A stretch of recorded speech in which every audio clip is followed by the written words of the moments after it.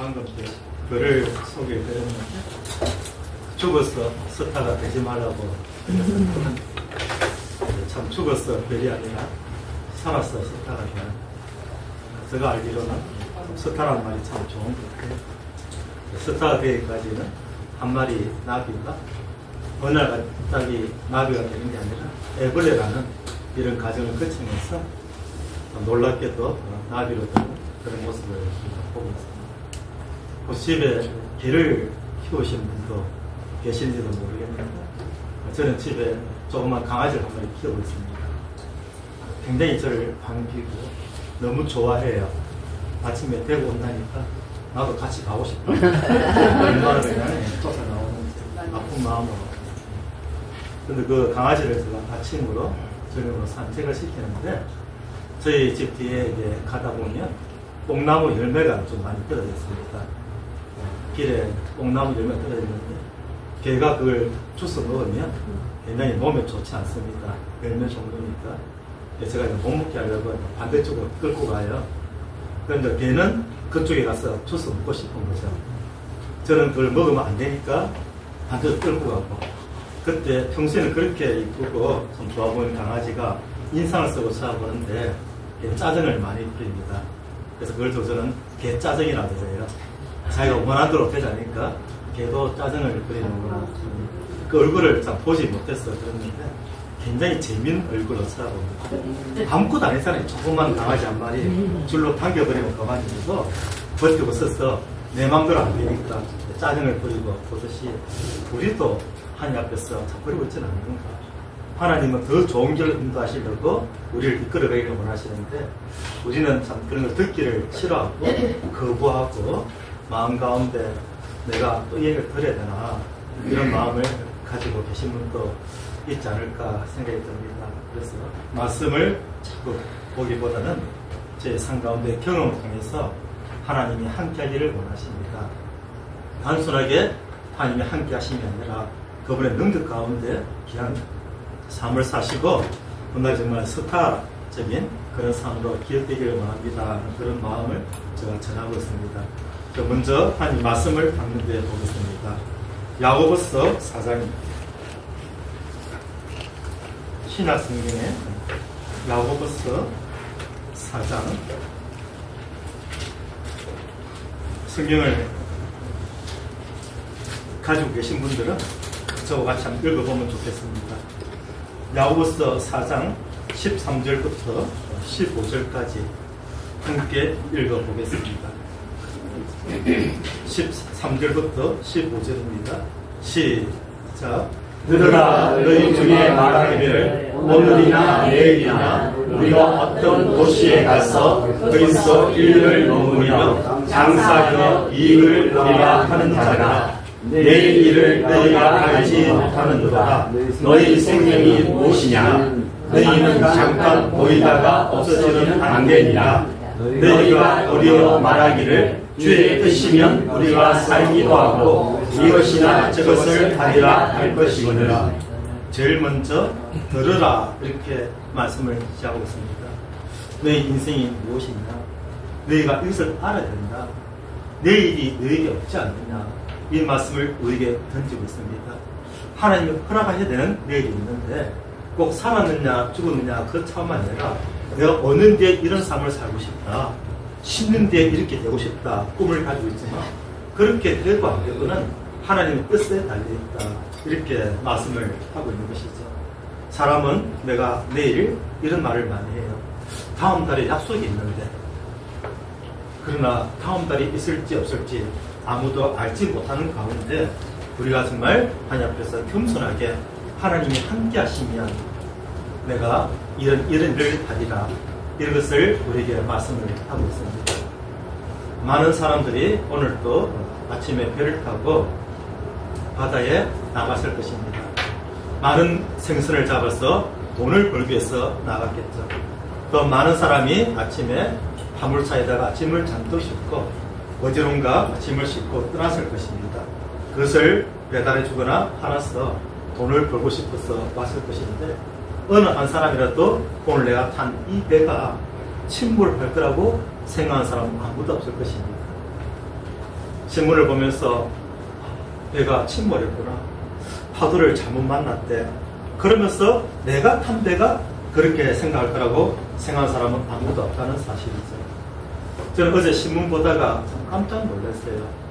인도에서 영국으로 가는 비행기가 이륙하고 5분 만에 이렇게 추락하면서 다 죽었지 않습니까? 한 사람이 살아남았다 그러는데 그 중에 그 누구라고 그 비행기를 타면서 내가 탄 비행기가 사고 날 거라고 생각하는 사람이 누가 있겠습니까? 똑같은 생각했을 거예요. 괜찮겠지. 그 신문에 참 재밌는 기사를 봤어요. 한 여성분이 그 비행기를 타야 되는데 길이 확 막혀버리는 거예요. 얼마나 마음이 갑갑해요. 빨리 그 비행기 타야 되는데 길이 막혀버린 거예요. 그래서 못 갈 때 막 짜증이 났겠죠. 막 그냥 왜 이런가 하고 막 독촉을 했을 거예요. 그러나 10분 늦게 가는 바람에 비행기를 못 타고 살아남았다는 얘기를 들었습니다. 때로는 인생의 쉼표가 필요합니다. 나는 왜 이럴까? 그때 하나님이 우리에게 생각하는 시간을 주는 거예요. 인생이 아무 문제가 없으면 절대 하나님을 생각하지 않습니다. 내 인생이 어떤 것인가 생각하지 않습니다. 어느 데 어떻게 될 것인가 생각하지 않습니다. 그 어떤 어른을 만날 때 평소에는 생각도 못했던 거기 들어 하늘을 보니까 하늘에 별이 있는 거예요. 그래, 저 별처럼 나도 초롱초롱하게 살아야 할 텐데. 그래서 별 볼 일 없는 사람이 별 볼 일 있는 삶을 살았다 하는 그런 말도 있습니다. 우리의 삶 가운데 이런 고난과 어려움이 올 때마다 하나님이 함께 하시면 또 하나님이 허락하시면 이런 마음이 우리에게 필요한 것을 말씀을 드리고요. 제가 겪었던 일을 하나 말씀을 드리겠습니다. 오래전 이야기인데 여수에 사시는 어떤 모친님이 포항에 오셨어요. 물어 저에게 연락처를 얻어서 오셨는데 구릉포에 있는 해양경찰서에 좀 데려다 달라고 부탁을 했습니다. 모친이 왜요? 그랬더니 내 아들이 고등학교를 졸업하고 돈을 벌겠다고 포항에 배 타러 왔는데 온 지 며칠 되지 않았는데 그 배가 침몰되었다고 이렇게 연락이 와서 그 해양경찰서에서 명단에 당신 아들의 이름이 있으니 와서 아들이 맞는지 안 맞는지 확인하라고 연락을 받고 왔다 그러더라고요. 참 순간 가슴이 철렁했습니다. 이제 고등학교를 졸업한 아이가 돈을 벌겠다고 이 포항까지 와서 배를 탔는데 불과 며칠 만에 그 일을 당했다 생각하니까 저는 전혀 모르는 사람이지만 남을 걷지 않아서 제가 모시고 이제 구릉포에 있는 해양경찰서에 갔습니다. 저는 그런 모습 처음 봤어요. 요즘은 그러지 않을 거라 생각하는데 벌써 몇십 년 전 이야기니까요. 그 아스팔트에다가 시신을 쭉 높여놓은 거예요. 사람이 죽으니까 그렇더라고요. 어떤 분이 말씀하시기를 개가 차에 치면 서로 주워가는데 사람이 차에 치면 서로 피해간다는 말처럼 사람이 죽으니까 정말 아무것도 아닌 거예요. 그리고 이제 팬티만 입혀가지고 쭉 눕혀놨어요. 왜냐하면 시신을 확인해야 되니까.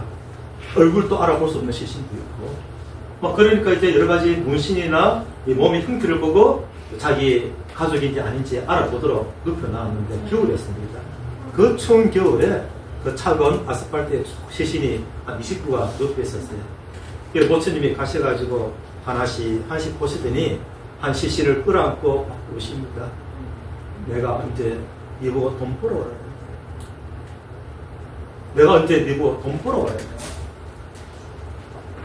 돈 벌어서 나와 함께 교회도 가고 장가도 간다더니 이게 뭐야? 누가 너보고 돈 벌어와야 돼? 그러시면서 오시더니 그 추운 겨울에 자신의 외투를 벗어서 아들의 얼굴에 덮어주는 거예요. 아들아 춥지. 아들아 춥지. 얼굴을 만지면서 덮어줄 때 그 추운 아들이 무슨 말이 있어요? 그래서 차가운 바람만 불고 그때 담당 경찰관이 옆에서 가만히 보더니 하시는 이야기가 이 청년은 살려고 엄청 몸부림친 것 같아요. 그래서 제가 왜요? 그랬더니 보세요. 온몸에 멍이 들어가요. 사람이 살려고 몸부림치면 어디 부딪히지 않아도 저렇게 멍이 들어요. 얼마나 힘을 썼으면 저렇게 멍이 다 들었을 거예요. 얼마나 살고 싶었습니까? 하고 경찰도 참 마음이 아프듯이 쳐다보고 있었습니다. 그때 모친님이 하시는 말씀이 아들아 죽었지. 그 모친의 마음을 누가 알 수가 있겠습니까? 지금 하나님이 우리를 향하여 그렇게 말씀하시는 거예요. 제발 나에게 돌아오라. 내가 너를 창조하였노라. 내가 너를 다시 찾았노라. 너의 모든 죄인들 다 이기라고. 그러기 위해서 내 아들 예수를 이 땅에 보내서 너와 대신 바꾸었다. 나에게 돌아오라고 말씀하시는 그 호소같이 아들아 죽지. 수신을, 그 시신을 옷을 덮은들 무슨 소용이 있어요? 그때 아들이 말을 할 수 있다면 뭐라고 말했을까요? 어머니, 저도 내가 이렇게 될 줄을 몰랐어요. 그렇게 말하지 않았을까요? 제가 죽어서 지옥이 실감이 된, 죽음이 실감이 된 누가복음 16장의 한 부자를 소개해드렸는데 그의 마음에도 그런 마음이 들었을 거예요. 내가 듣기는 들었는데 정말 이럴 줄 몰랐다. 괜찮겠지 그랬는데 정말 이럴 줄 몰랐다. 우리 인생이 실감을 못한 게 너무 많아요. 첫째는 세월이 흘러가는 것을 실감하지 못하는 것입니다. 우리가 원든 원치 않던 세월이 흘러가고 언젠가는 우리가 지금 조문가고 있지만 그 조문을 받는 주인공이 되어 있을 내 자신을 바라볼 때 마음이 승득하지 않습니까? 저 나이 12살 때 우리 아버지 돌아가셨어요. 폐병으로 돌아가셨는데 이 막내가 얼마나 아버지 얼굴이 보고 싶은지, 그래서 정말 아버지 얼굴 보고 싶은데 명품대에 있어서 못 보잖아요. 마지막 이제 영원에서 간에 넣는데 못 들어가는데 그 아버지 얼굴 보고 싶어서 제가 억지로 들어갔습니다. 저 아버지 사랑하니까. 정말 저를 사랑하셨던 분입니다. 아버지 얼굴 보고 싶은데 그 천을 걷어내는 순간에 제가 깜짝 놀래버렸어요. 제가 상상했던 그런 아버지 얼굴이 아니었어요. 코에도 솜을 맞고 있고 입에도 털을 맞고 있고 뭐 그런 모습을 너무 흉측해가지고 우리 아버지 아니야, 우리 아버지 아니야 하고 제가 울부짖었던 기억이 있거든요. 그때 저 사촌 형이 끌어안고 괜찮아 했던 기억이 납니다. 사람 죽고 나면 정말 그래요. 근데 그렇게 될 거란 현실감이 없다는 거예요. 그러나 모든 사람은 한 번은 죽습니다. 내가 어떤 삶을 살다가 어떤 죽음을 맞을 것인가. 누가 보면 12장에 한 부자가 죽었죠. 16장에서 한 부자가 죽었죠. 우리도 죽을 거예요. 그 부자가 죽었을 때 어떻게 장사를 지냈을까요? 아마 승벽이 지냈을 거예요. 조문객이 300명이 왔다, 500명이 왔었다, 이렇게 뭐 조화가 뭐 20개가 왔었다, 50개가 왔었다, 자랑하지 않습니까?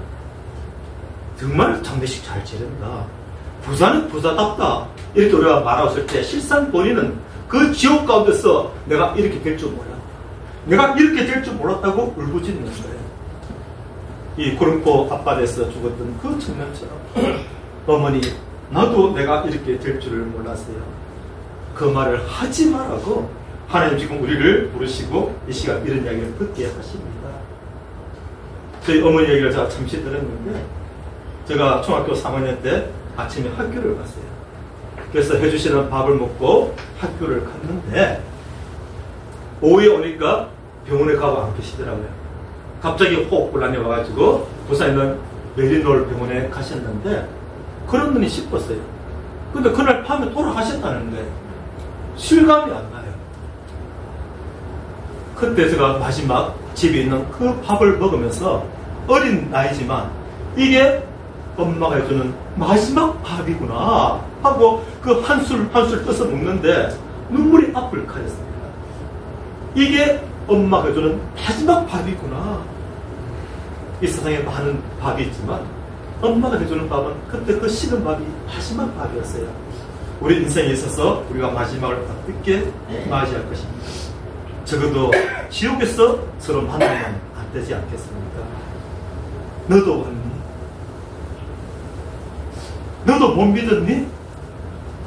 너무나도 해결책은 뻔한 건데 그 사실을 몰랐어 또는 믿지 않았어 그곳에 왔을 때 우리의 마음이 어떠하겠습니까? 저희 어머니께서 이렇게 말씀하실 것 같습니다. 아들아, 너는 여기에 오지. 그래, 내가 너 보고 싶다. 너도 나 보고 싶지? 그래, 지옥 오느라. 나 하나님 몰라서 여기 와 있는데 너 여기 오느라 부모가 어디 있겠습니까? 너는 여기 오지. 너는 여기 오십니다. 그래서 먼저 예수를 믿은 사람, 또 앞서 이 땅을 떠난 사람들의 기도 가운데 우리가 이러한 시간을 통해서 하나님을 믿는 그런 시간을 주셨다고 저는 생각합니다. 그럼 내가 무슨 죄가 있다고 지옥 가는데 하나님을 알지 못했던 거예요. 왜 서울에 못 갔습니까? 기차를 잘못한 거예요. 저 전라도 목포 가는 기차를 타고 있는 거예요. 몰라가지고. 그러면 그 사실 알려줬을 때 내가 지금 서울 가고 있습니까? 아니요, 이렇게 반대로 가고 있어요. 아, 그래요? 하고 첫째는 알게 되고, 알고 나니까 그걸 믿게 되고, 그리고 내리면 되잖아요. 갈아타면 되잖아요. 나는 그동안 인생이 그냥 내가 열심히 살아가는 것이 인생인 줄 알았고, 다들 이렇게 사는데 뭐 했지만, 아, 그게 아니구나. 하나님이 계시는구나. 그리고 하나님이 함께하는 삶이 있구나. 내가 열심히 살아왔는데 이제는 하나님과 함께하는 그런 삶을 나도 살아보고 싶다. 그래서 마음을 돌려서 하나님을 바라보는 것. 그게 회개잖아요. 성경에서는 요한복음 16장 9절에 오늘날 죄에 대하라는 것. 너가 어떤 일을 했다. 이걸 말씀하지 않는 거예요. 성경에서 말하는 죄는 하나님을 떠나 있는 걸 말하는 거예요. 하나님을 거절하는 걸 말하는 거예요. 우리 마음 가운데 하나님을 거절하는 마음이 있습니다. 그것은 내 마음이 아니에요. 내가 집을 잃어버렸는데 나를 주어서 키웠던 어떤 세력이 다시 돌려보내기 싫어하는 거예요. 너가 아버지 아니야. 너가 엄마 아니야. 내가 너와 함께 했잖아. 아, 지금 얼마나 좋니? 학교는 바로 다녀. 이게 얼마나 재밌는데. 하고 뭔가 붙드는 그런 양아치 세력이 나를 붙들고 있는 거예요. 그때 우리 마음 가운데 그 말을 믿지 못하기 때문에 아, 그런가? 그리고 지금까지 살아왔는데 하나님께서 은혜를 베푸셔서 너희들은 지옥에 가지 마라. 지옥은 죄 때문에 가는 게 아니라 내가 너희를 다시 찬다는 사실을 믿지 않아서 나에게 돌아오지 않은 결과야. 지옥 가지 마. 지옥이 어떤 곳인 줄 알아? 하고 보여주시는 거예요. 어떤 사람이 지옥에 갈까요? 죄라는 것은 하나님을 믿지 않는 사람, 하나님을 거절한 사람들, 하나님 따로 내 따로 살아오는 그런 인생을 살아온 것이라면 지옥의 모습을 계시록 21장 8절에서도 소개하고 있습니다. 한번 비춰봐서 같이 읽어볼까요? 계시록 21장 8절을 보니까 지옥은 여러 가지 있는데 적어도 우리는 살인자는 아닙니다. 엄명한 자들도 아니에요. 소구를 했는지도 모르겠어요. 그 우상 숭배자는 아니에요. 거짓말 얼마나 많이 했습니까? 그걸 거짓말 안 했는지도 모르겠어요. 그럼 한 가지 우리에게 공통된 것은 믿지 않는 자, 이게 포함되는 거예요. 이 이야기는 예수를 안 믿는다고 지옥 가? 이런 얘기 아니에요. 그렇게 나한테 오라고 그러는데 너가 안 왔잖아, 이 말이거든요. 그것을 믿지 않는 거예요. 여기는 우리가 다 포함이 됩니다. 이 지옥에서 우리가 어떻게 지내야 될 것인가. 사람들이 본능적으로 아는 거예요. 이게 종교마다 다 지옥을 가리키더라고요. 저는 예수를 믿기 전에 절에 다니던 사람이었습니다. 1080배 하면서 백중달 지장보살 찾는 정도가 아니라 정근을 하면서 참선을 하면서 정말 고행을 많이 했던 사람이에요. 겨울에 추우면 추울수록 얼음을 뛰들면 더 큰 고행을 할 줄 알았어요. 그리고 많은 경을 외웠어요. 천수경, 반야신경, 소시경, 예불경, 건강경을 외우면서 목적은 하나, 저희 어머니가 좋은 데만 갈 수 있다면, 그 막연하게 지옥이 있다면 우리 어머니 그런 데 가면 안 되는데 어제 그 마음 안 했어요. 지옥을 믿지도 않았어요. 있다면 이거였어요. 그런데 실제로 예수를 믿고 보니까 천국과 지옥이 있는 거예요. 아, 내 생각에 매여서 살아왔는데 그게 아니라 하나님은 내 생각을 버리고 나에게 돌아오러 하시는구나. 우리가 믿지 않는 죄를 범하는 가장 큰 이유가 이사야 55장 6절로 7절 말씀처럼 우리 마음 가운데 그런 것이 있을까는 내 생각 때문에 생각이 가로막는 거예요. 이사야 55장 6절로 7절 말씀에 하나님께 돌아오라고 말씀하십니다. 너희는 하나님께 돌아오라. 어떻게? 방법은 하나예요. 착한 마음으로, 선한 마음으로. 그렇지 않습니다. 내 생각을 버리고. 그런 게 있을까? 이 생각을 버리고 돌아오라는 거예요. 그리고 돌아왔을 때 하나님을 믿고 나서 하나님을 경험하게 됩니다. 예수를 믿는다는 것은요, 이해하고 믿는 게 아니라 믿으면 이해가 돼요. 제가 만드는 말인데 참 멋있는 말이겠습니다. 어떻게 우리 피조물이 하나님을 이해한단 말입니까? 아까 이 우주계를 잠시 보여주신 것 같은데 그 우주계를 우리가 어떻게 다 이해할 수 있어요? 그런데 그 우주를 만드신 하나님을 우리 피조물이 어떻게 이해한단 말입니까? 그 태평양의 물 한 방울보다 더 적은 물이 그 하와이의 와이키키 해변의 모래알보다도 더 작은 우리가 어떻게 하나님을 이해할 수 있단 말입니까? 그러니까 내가 하나님을 이해하고 믿어야지. 절대 이해할 수 없습니다. 포기하세요. 그러나 하나님을 믿고 나면 이해가 돼요. 왜냐하면 하나님을 믿고 나니까 내 속에 하나님의 영이 들어오거든요. 하나님이 함께 하시니까 아 그랬었구나 이해가 되는 거예요. 믿고 이해하는 사람들 절대 믿을 수가 없습니다. 그러나 하나님이 계심을 믿고 하나님 제가 어떤 삶을 살기를 원하십니까? 하나님 나와 함께하기를 원하십니다. 나의 사업에 하나님 간섭하여 주시옵소서. 나의 건강을 지켜주시옵소서. 나의 자녀들의 모든 인생길 가운데 하나님의 은혜가 함께하기를 원합니다는 그 하나님을 신뢰할 때 하나님이 함께하심을 느끼게 되는 거예요. 우리가 안다는 말을 하는데 내가 저 사람 알아요. 저 사람 이름은 홍길동이네. 그렇게 아는가 봐요. 내가 그 사람과 부부가 됐어요. 홍길동 같이 살아요.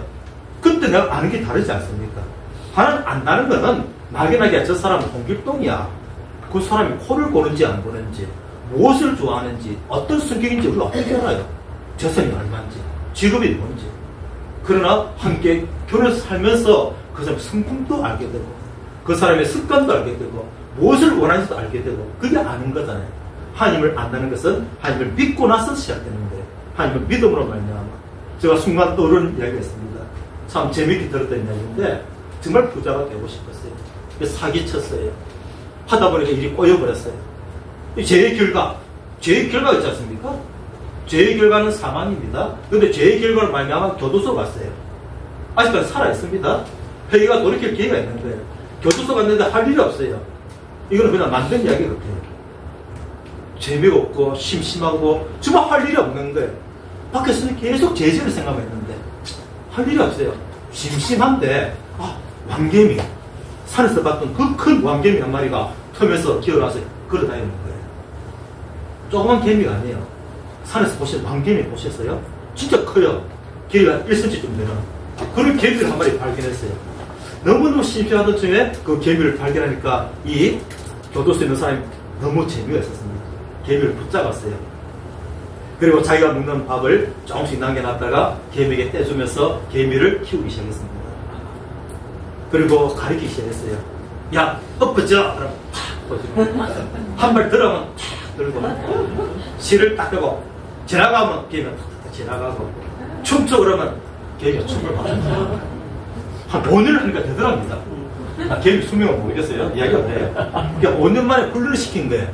이 사람이 출소 2년 남았어요. 이제 됐어. 내가 교도소 옮긴 거 복된 거야. 나는 이제 출세했어. 2년 뒤에 나가서 개미 쇼를 하는 거야. 그런 개미 있으면 신나겠죠.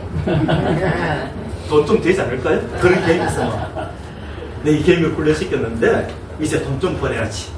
꿈이 부풀었어요. 드디어 7년이 끝나고 출소를 하게 됩니다. 개미를 아주 소중하게 딱 이제 같이 놓았어요. 놓아가지고 가진 돈은 하나도 없습니다. 그러나 그 무엇으로도 바꿀 수 없는 그 제일 좋은 개미가 나한테 있잖아요. 그래서 개미를 데리고 큰 식당에 갑니다. 식당에 가가지고 호텔 좀 되겠죠. 딱 앉아서 음식을 시킵니다. 그동안 못 먹어봤던 음식 마음껏 시켰어요. 적어도 한 30, 40만 원 정도는 시켰겠죠. 그래서 뭐 특별한 것도 시키고 시키는 거 신나게 먹었어요.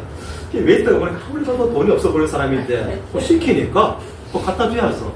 또 자기는 돈을 벌어야 되니까. 그래 실컷 먹고 나서는 그 돈을 줘야 되니까 개미 쇼를 하려고 개미를 딱 테이블 올려놓은 거예요. 그래서 이거 보라고. 그래서 쇼를 보여주면 사람들이 와 몰려갈 거 아니야. 여기 계신 분들도 그런 개미 있으면 다 달려갈걸요? 한 보고 싶으실 건데요? 안 보고 싶었어요? 그래서 사람들이 몰리게 하려고 웨이터 보고 이 개미 보라고 했어요. 개미 웨이터 와서 딱 보니까 식당에 개미가 이렇게 다니네? 그걸 보고 식당에 무슨 호텔급에 개미 있으면 됩니까? 안 됩니까? 그래서 손님이 이게 뭐야? 이렇게 말한다고. 아이고 죄송합니다. 이러더니 꼭 누리 죽여버립니다. 그게 우리 인생이라는 거죠. 우리가 그렇게 준비하지만 하나님이 허락지 않으시면 일순간에 모든 꿈이 사라져버리는 거예요. 그래서 야고보서 말씀에서도 하나님이 허락하시면 하나님의 뜻이면 이렇게 말하고 있습니다. 우리의 인생길 가운데 하나님의 뜻대로 살기를 원하시는 거예요. 왜? 그 길이 살 길이거든요. 나에게 돌아오라. 이것이 영원한 천국에 가는 길이고, 저는 정말 강조하고 싶은 것이 영원히 하나님과 함께하는 길이거든요. 하나님과 함께한다는 거, 이거 경험해본 사람만이 알 수가 있습니다. 저 미얀마에서 큰 검도를 만났어요. 홍수가 져가지고 오도 못하고 카도 못하는 그 상황에서 이걸 건너야 한국에 올 수 있는데, 비행기는 내일 출발하는데 앞에는 검도 치고 도저히 건널 수가 없고, 그 사람들은 오늘 절대 못 갑니다. 물에 들어가면 무조건 죽습니다. 다 말리고. 그것도 저는 하나님을 믿는 사람이니까 방법이 있다고 말씀했지 않습니까? 하나님, 제가 보니까 홍해도 가르시고 요단강도 멈춰서게 하시고 그렇지 않습니까? 엘리야도 그랬고 엘리사도 그랬고, 그렇다면 나도 할 수 있습니다. 아니 그분의 하나님이 나의 하나님이 아닙니까? 이런 배짱이 생겨났다면, 그러니까 하나님이 원하시면 할 수 있지 않습니까? 이 믿음이 들어오는 거예요. 저는 절대 못 들어요. 저는 생기기는 멀쩡하게 생겼는데 수영을 못해요. 그래서 물에 들어갈 엄두를 못 내요. 수영하는 사람들도 별로서는 상황이 아니었어요. 그래서 저에게는 딱 한 가지, 하나님이 홍해를 갈랐다면, 요단강을 멈춰 쓰겠다면 그 하나님이랑 내 하나님이랑 같은 하나님인데, 내가 건너는 못 건너지만 하나님은 할 수 있지 않습니까?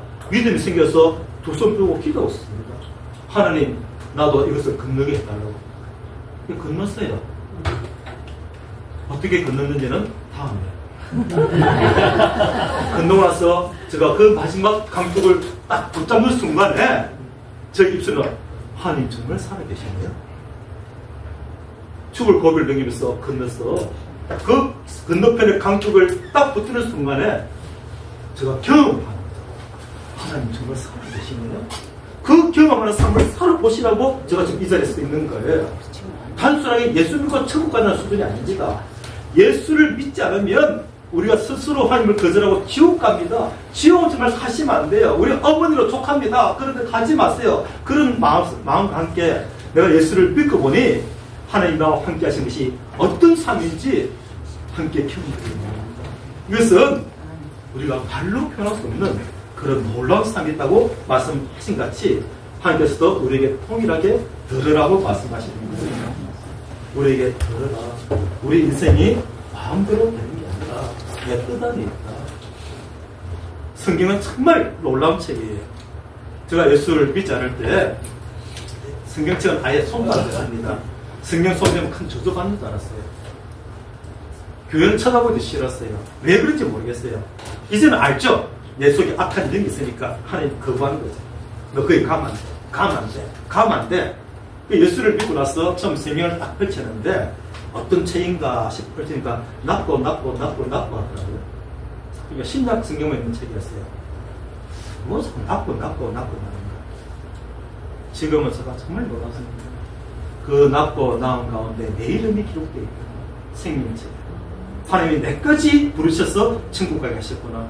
이 세월이 흘렀습니다. 구약을 가진 책을 읽게 됐어요. 구약을 읽는 책을 해서 딱 펼치니까 태초에 하나님이 천지를 창조하십니다. 창조하셨는 아니라 선포더라고요. 설명도 필요 없어요. 너가 믿든지 안 믿든지 태초가 있다. 하나님이 계신다. 그리고 그분이 천지를 창조하셨다. 그 창조물 가운데 너가 있다고 말씀하시면서 너가 나에게 돌아오라고 말씀하시는 그 음성을 너가 거절했을 때 하나님이 로마서 1장 말씀을 보게 되면 내버려두사. 아무리 호소해도 돌아오지 않으니까 하나님이 내버려두사를 3번 말씀하시더라고요. 인간관계 속에서 정말 해결하고 싶은데 안 될 때 마지막이 무엇입니까? 내버려두는 거잖아요. 이 내버려두는 것은 큰 저주예요. 하나님이 우리를 내버려두심으로 말미암아 지옥을 가게 되는 것인데, 그 중에 가장 큰 원인이 저는 자기 생각에 가로막혀서 하나님을 거절한 죄라고 저는 소개를 하고 싶습니다. 하나님 정말 계십니까? 하나님 믿어보시라니까요. 하나님 믿으시면 경험한다니까요. 이게 제 전도 방법이에요. 아니 하나님이 없는 사람이 하나님 속에도 그 사람 믿길 수가 없죠. 그러나 그 속에 하나님을 믿게 되면 하나님을 경험하게 되는 거예요. 그건 따로 설명이 없습니다. 하나님을 믿으시면 하나님 이해가 돼요. 그러나 이해하고 믿는다는 것은 우리에게 있을 수 없는 이런 것을 말씀을 드립니다. 그럼 하나님을 믿으면 어떻게 되는데? 요한복음 8장에서 그 이야기를 또 잘 소개하고 있습니다. 요한복음 8장을 보면 요한이란 예수님의 제자가 기록한 복음서가 요한복음인데 그 중에 8장을 한번 보겠습니다. 요한복음 8장을 잠시 찾아보시면 한 여인이 간음을 지었어요. 이 시대도 간음은 죄에 속하지만 그 당시로서는 이 간음을 하게 되면 돌로 쳐 죽이는 그런 율법에서 엄청 어긋난 그런 죄를 지었는데, 자, 이 여인의 입장이 어떻게 됐습니까? 이제 죽게 된 거예요. 일단 꼼짝없이 죽게 됐습니다. 몰래 짓다가 잡힌 것이 아니라 간음한 현장에서 잡혔습니다. 변명할 말도 없는 거예요. 변명할 말도 없는 가운데 잡혀서 이제 사람들 앞에 끌려 나왔습니다. 그 여인의 모습이 어떤 모습일까요? 이건 다 19금 이상이니까 들을 수 있는 말씀이, 간음하다가 현장에 잡혔잖아요. 좀 벌거벗은 모습 아닙니까? 간음한 것도 창피하지만 현재의 모습 얼마나 창피합니까? 우리가 하나님 앞에서 죄를 범하면서 살아가는 우리들의 모습이 이렇게 벌거벗은 모습 가운데 있는데도 사실은 그렇지 않은 것처럼 살아가는 우리의 모습을 하나님이 지적하시는 거예요. 지금 너의 모습이 그렇다는 거예요. 가리고 있지만 너의 모습은 너 속에 지금 얼마나 죄성 가운데 죄에 이끌려 살고 있느냐, 그게 너의 실상의 모습이 아니다, 이렇게 말씀하시는 그 하나님이 우리의 모습을 보여주시는데, 이 여인은 지금 벌거벗은 것도 문제가 되지 않습니다. 당장에 지금 돌이 날아올 것 생각할 때 그냥 죽임을 당한 것 아니고 돌이 날아서 내 머리가 깨지고 온몸이 터지고 그렇게 죽임을 당한 것 생각할 때 얼마나 두려웠겠습니까? 자신이 죄를 지을 때 설마 잡히겠나, 이런 마음으로 죄를 지었을 거예요. 내가 간음한다, 즐겁고 좋은 거지, 근데 곧 잡힐 거야. 잡히면 난 돌에 맞아 죽지, 그래도 간음해야지. 그런 사람 아무도 없어요. 설마 들키겠나. 제가 운전할 때 항상 카메라를 의식하면서 운전합니다. 어떤 분이 이렇게 말해요. 저 깡통이야, 깡통. 그냥 지나가도 돼요. 일선부터 걸려요. 일선 항상 조심스럽게 운전해요. 그 감시 카메라는 의식하고 조심하면서 항상 내 마음의 심중까지 보시는 그 하나님을 알지 못하니까 하나님을 두려워하는 마음이 없는 거예요. 그래서 하나님을 두려워하지 않으니까 하나님을 믿지 못하는 거예요. 즉, 하나님을 알지 못하니까 두려워하지 않는 것이고, 두려워하지 않으니까 믿지 않는 것이고, 믿지 않으니까 내 마음대로 사는 거예요. 내 마음대로 사는 것이 죄거든요. 내가 죽이고 살리고 훔치고 거짓말하고 이게 죄가 아니고, 내 마음대로 살다 보니까 그렇게 나의 이익을 위해서 배반도 하고 거짓말도 하고 때로는 사기도 치고 막 그러면서 사는 그 열매를 보고 우리는 죄라고 하는데, 죄의 근본은 하나님을 떠나서 내 마음대로 살고자는 마음이 죄거든요. 그 중에 한 이 여인의 지은 죄가 간음을 한 거예요. 아무도 알 수 없는 죄. 간음이라는 죄는 특별히 비밀스러운 죄입니다. 남들이 알지 못하는 그런 죄를 지면서 그 마음 가운데 내가 잡혔어, 죽게 되면 어떡하지, 이 마음은 전혀 안 가지는 거죠. 그냥 괜찮겠지. 그것이 성경에서 말하는 우리 인간들의 모습입니다. 로마서 3장 23절에서 표현하기를 모든 사람이 죄를 범하였으며, 이 이야기는 모든 사람이 하나님을 떠나서 자기 마음대로 살더니, 이 말이거든요. 하나님을 의식하지 않으니까 내가 주인 되는 거예요. 아담과 하와가 에덴 동산에서 쫓겼다는 얘기 들었지 않습니까? 에이, 째찌하구나. 그 과일 하나 따먹었다 쫓아내고 사람이 죽음에 처하고. 그게 아니고, 과일 하나 따먹은 것이 에덴 동산에서 쫓겨나서 하나님부터 떠나게 되는 죄를 범한 게 아니고, 그 과일을 따먹으려고 할 때 마음부터 저거 따먹으면 선악을 알게 된다고? 내가 하나님처럼 눈이 밝아진다고? 그러면 하면서 자기가 주인 되고 싶은 마음이 들어왔기 때문에 그걸 안 먹은 거예요. 그래서 하나님 말씀에 불순종하게 됩니다. 나를 위해서라면 하나님 말씀을 불순종하는 거예요. 이것은 하나님을 무시하는 죄에 들어갑니다. 하나님을 멸시하는 죄예요. 우리가 정말 존중한다면 그 사람의 말을 듣지 않습니까? 그런데 그 사람을 무시하고 멸시할 때 말을 거절하는 것처럼 아담과 하와는 하나님 말씀을 멸시하는 불순종의 죄를 지은 거예요. 그래서 그들이 떠나온 결과 이제 세월이 흘러오면서 계속 내 속에는 나를 위한 죄성이 계속 커져온 거예요. 그런데 잊고 있는 거, 하나님이 우리의 마음까지 아신다는 사실 생각하면 끔찍 거는 거죠. 제가 가끔 한 번씩 하나님 제가 잘못했으면 하겠어요. 주변에서 볼 때는 제가 잘못한 거 하나도 없어요. 그런데 저 마음 가운데 제가 아는 죄가 있는 거죠. 그때 교회 가서 무릎을 꿇습니다. 하나님 제가 잘못했습니다. 그럼 용서 받나요? 용서 받으려고 잘못했으면 아니라 하나님이 나를 용서하시고 나를 자녀 삼으시고 나와 함께 하시고 나의 삶 가운데 놀라운 뜻을 품고 계시는데 내가 그 사랑을 알면서도 제가 또 이렇게 했습니다. 저 하나님을 사랑을 알면서도 하나님의 기대에서 어긋나는 그런 일을 또 했네요. 저는 그럴 수밖에 없는 사람이네요 하고 하나님 앞에서 제가 자복하는 것이죠. 하나님은 십자가에 못 박혀 죽으심으로 말미암아 우리의 모든 죄를 사하셨습니다. 그 사실을 알면서도 여전히 내 마음으로 살려고 하는 그것이 바로 죄라고 성경에서는 말하고 있습니다. 내 마음대로 살기를 얼마나 원합니까? 그러나 그 마지막에 하나님 앞에 갔을 때 내가 너를 도무지 알지 못하니 그것이 마태복음 7장에서 우리에게 보여주는 말씀입니다. 내가 너를 알지 못한다. 사람들은 자기 이름을 남기고 싶어요. 포항에는 기결한 지역이 있습니다. 가까운 인근에 경주시에 속하는 안강이라는 지역도 있고 농사를 많이 지어요. 사과 농사도 많이 짓고 포도 농사도 있고 토마토 농사를 많이 짓습니다. 그러다가 그 어르신이 돌아가셨어요. 평생 농사 짓다가 돌아가셨는데 이름을 남기고 돌아가시더라고요.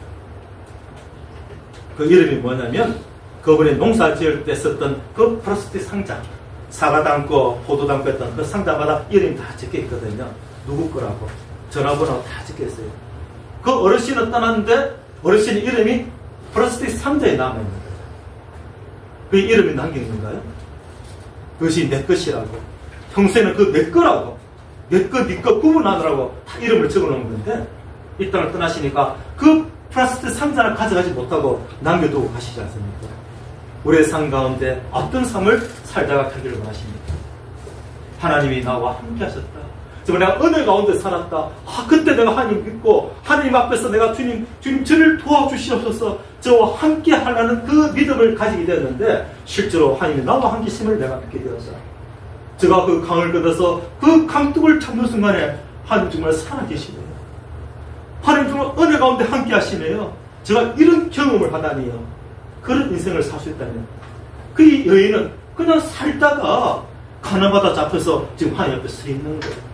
이제 죽었구나. 그게 우리들의 마음입니다. 인생이 별거 있나? 이렇게 살다가 죽는 거지. 내만 가나? 내만 사나? 그랬었는데 하나님 앞에 갔을 때 죽음과 아울러 천국과 지옥이 현실되었을 때 그 마음이 어떻겠습니까? 단테는 표현하기를 지옥은 물 한 방울에 자비도 없는 것이다. 그랬습니다. 물 한 방울에 자비도 없다. 지금 다 목말라요. 그 뜨거운 불꽃 가운데서 사람이 상상하기를 뜨거운 불꽃 가운데 막 그냥 있는데 물이 한 방울 생겼어요. 그래 너가 먼저 먹어. 그럴 영혼이 어디 있겠습니까? 그 물 한 방울 목에 축인다 하더라도 영원한 시간에 비교하면 아무 의미도 없는 그 한 방울 물이라도 포기할 수 없는 그 물 한 방울이 없더라는 사실입니다. 그런 가운데 이제 이 여인이 가도록 현실이 되었을 때 주님 앞에 나섰습니다. 자, 평소에 누군가 여자에게 말했을지도 몰라요. 하나님께 돌아가야 돼. 내가 너를 지켜보니까 뭔가 잘못돼 있어. 그렇게 살면 안 돼. 하나님께 돌아가야 돼. 언젠가는 사람은 죽고 죽음 이후에 심판이 있대. 하나님께 돌아가야 돼. 이런 말이 귀에 들렸겠어요? 눈에 보이는 문제가 더 큰데, 지금 내가 해야 할 일이 너무 많은데 그런 말이 전혀 귀에 안 들었을 거예요. 하물며 야, 예수라는 사람이 오셨는데 죽은 자도 살리고 병든 자도 고치고 귀신도 내어쫓고 막 그러는 사람이 같대. 너도 그 앞에 한번 가봐라. 근데 그 예수가 죽어서 우리 죄를 용서하고 지금 부활하실 때 그 앞에 가봐라. 그런 얘기 누가 믿겠습니까? 그럼 여인은 지금 자신이 하나가 잡힌 상태에 예수 앞에 끌려 나오는 거예요. 스스로 예수 앞에 나올 일이 없는 사람입니다. 사람들에게 끌려서 지금 예수 앞에 나왔을 때 그의 마음 가운데는 이제 죽었구나 하는 마음밖에 없고, 죽었구나 마음 가운데로 뭐가 생기냐면 자기 생각이 다 사라졌어요. 이제는 그냥 아무 생각 없는 그 상태에 하시는 말씀이 나는 너를 정죄하지 아니하노라. 이 말씀을 던지거든요. 누가 너를 정죄하느냐? 누가 너 주변에 있느냐? 나는 너를 정죄하지 않는다. 얼마나 눈이 번쩍 뜨겠어요. 얼마나 그 말이 귀에 확 들어왔겠어요. 이제 죽었구나 싶을 때 나는 너를 용서한다고 말씀하시거든요. 그리고 다시는 그러지 마라. 이 여인의 마음 가운데 모든 일단 희망을 다 버렸을 때 하나님의 말씀이 들렸다는 사실입니다. 하나님, 그렇네요. 우리의 마음 가운데 이런 형편이 되고 나서 하나님이 그렇게 하셨구나. 그게 아니라 우리가 믿음으로 주님 앞에 나갔을 때 로마서 3장 23절로 끝나지 않고 로마서 3장 24절이 들리는 그런 귀한 인생이 되셔서 오늘 이 시간 이후로 인생이 완전히 바뀌시기를 제가 간절히 원합니다. 그 말씀 찾으면서 정리를 하겠습니다. 로마서 3장 23절. 그동안 내가 교회를 왔다 갔다 그게 중요하지 않습니다. 내가 하나님을 만난 적이 있느냐, 내 마음 가운데 하나님을 느끼면서 살아가고 있느냐. 로마서 3장 23절은 우리가 자주 들었던 말씀입니다. 제가 읽어보겠습니다. 모든 사람이 저와 포함되어요. 죄를 범하였음에 하나님의 영광이 이르지 못하더니, 하나님이 어떤 분인지 경험하지 못하는 그런 삶을 피곤하게 살아왔는데, 24절 말씀 보니까 함께 읽읍시다. 24절 시작. 그리스도 예수 안에 있는 속량으로 말미암아 하나님의 은혜로 값없이 어렵다 하심을 얻은 자 되었느니라. 아, 내가 죽게 되었구나 싶었는데 뉴스를 보니까 이거 먹으면 낫는데, 그 암이 나올 수 있는 약이 나온 거예요. 그거 보면서 관심이 없는 사람이라면 자기가 암인 줄 모르는 사람인 거예요. 자신이 암에 걸린 거 안다면 깜짝 놀라야 되죠. 악랑이 할머니가 그랬어요. 내가 위암에 걸렸대요. 내가 위암에 걸렸대요. 아이고 하나님, 내가 위암에 걸렸어요. 그런 할머니였었어요. 그리고 그분이 저의 손을 붙잡고 이렇게 말씀하셨습니다. 나도 내가 이럴 줄 몰랐는데, 남들이 위암 초기라 그러면 어쩌다가 그런 병에 걸렸나 하고 있을 때 본인은 이미 이기상기였던데, 자기는 위암 이기상기면서 그게 드러나지 않은 상태니까 위암 초기인 사람을 보고 어쩌다 그렇게 됐냐고 불쌍하겠다는 거예요. 본인이 알든 모르든 그 속에는 위암이 이기상기로 점점 자라고 있었고 이제 위암 말기가 되어버린 거예요. 그 할머니에게 누군가가 치료하겠다고 말씀하시면 그분이 거절하겠습니까? 아이고 먹는다고 되겠나 그렇게 하시겠어요? 일단 먹어보고. 여기 계신 분들은 우리나라 해방된 얘기를 해도 좀 알아듣실 것 같아요. 뭐 젊은 청년들은 실감을 못하던데 1945년도에 해방이 되지 않습니까? 해방된 것이 미국에서 일본에다가 먼저 포탄을 떨어져서 되지 않았습니까? 그때 미국 사람들이 먼저 강보지를 뿌렸어요. 폭탄이 떨어진다. 이 떨어지면 사방 몇 킬로 안에 사람 다 죽는다. 다 도망가라. 그때 그 사람들이 도망을 안 갔어요. 그런 폭탄 본 적이 없거든요. 폭탄이 떨어지면은 집이 한 채가 부서지고 말고 하는 것이지, 이 큰 히로시마, 이 큰 나가사키가 사람이 다 죽는다고 그런 폭탄이 어디 있어 하고 안 믿은 거예요.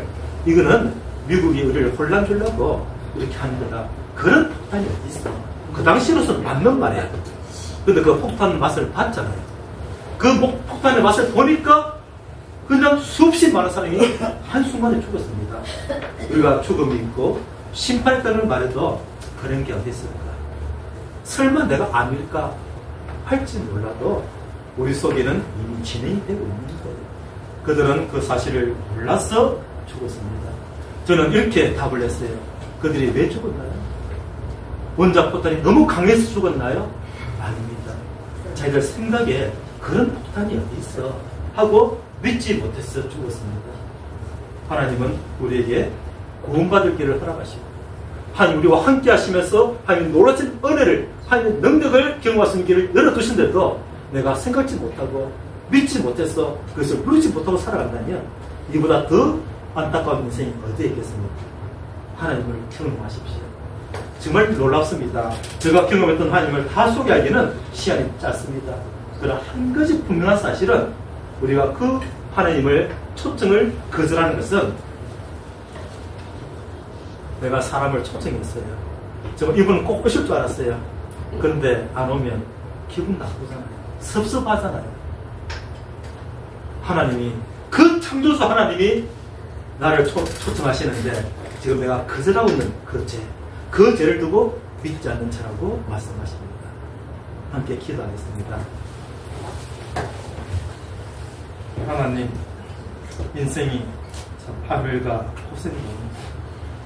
평강의 길을 알지 못한 것은 하나님을 알지 못하고 떠나 있는 우리 인생들의 모습인 것을 말씀을 전해드리고 있습니다.